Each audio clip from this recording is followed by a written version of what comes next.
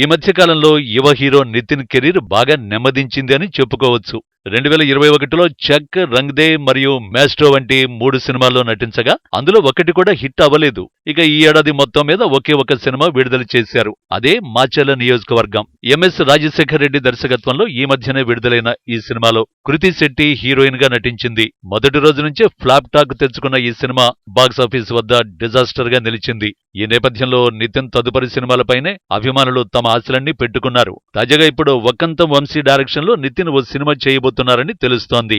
ఇప్పటికే సినిమాకి క్లాప్ కూడా కొట్టారు. ఓ పాటను కూడా ఫారిన్ లొకేషన్ లో చిత్రీకరించారు. కానీ ఆ తర్వాత ఆ సినిమాకి సంబంధించిన అప్డేట్ ఏది బయటకు రాలేదు. ఆగస్టులో ఈ సినిమా రెగ్యులర్ షూటింగ్ మొదలవలసి ఉంది, కానీ అది జరగలేదు. మాచర్ల నియోజకవర్గం దెబ్బ కొట్టడంతో స్క్రిప్ట్ విషయంలో నితిన్ చాలా జాగ్రత్తలు వహిస్తున్నారట. చేతికి పక్కాగా స్క్రిప్ట్ వచ్చాకే షూటింగ్ మొదలు పెడతామని భీష్మించుకుని కూర్చున్నాడట.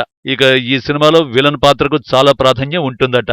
దానికి ఓ పవర్ఫుల్ నటుడి కోసం వెతుకుతున్నారు. మంచి విలన్ దొరికితే ఈ సినిమాకి అన్నీ సెట్ అయిపోయినట్టే అని సమాచారం.